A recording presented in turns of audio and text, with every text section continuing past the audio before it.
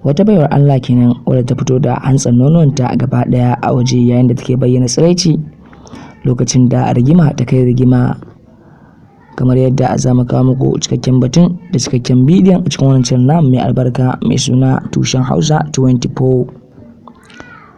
To mai sauraro barkanka da zuwa kan wannan channel namu mai albarka mai suna Tushen Hausa 24. To amma da Allah idan wannan shine zuwanka na farko kan wannan channel namu mai albarka mai suna Tushen Hausa 24, sama hannunka mai albarka ka danna mana subscribe kana ka danna mana alamar ta ƙararrawa, domin hakan shine zai baka damar samun zafafan labaranmu kuma daɗaɗa da zarar mun ɗaura. Samun guri ka zauna ka karkaɗe kunnuwanka ga cikakken batun yana zuwa. Mun gode. To assalamu alaikum wa rahmatullahi ta'ala wa barakatuhu masu sauraro.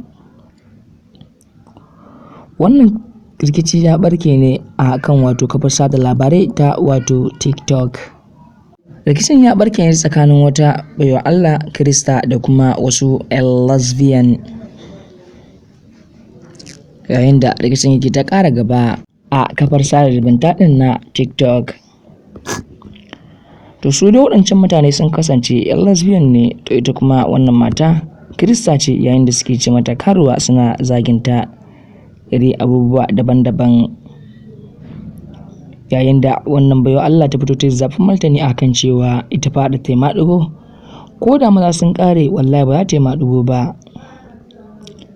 Rigiman 'yan lesbian kenan wadda ta ɓarke a wato kafar sada labarai na TikTok, yayin da ba abin da za mu ce a kan wannan lamari sai dai mu ce Allah shirya, Allah ya ganar da su.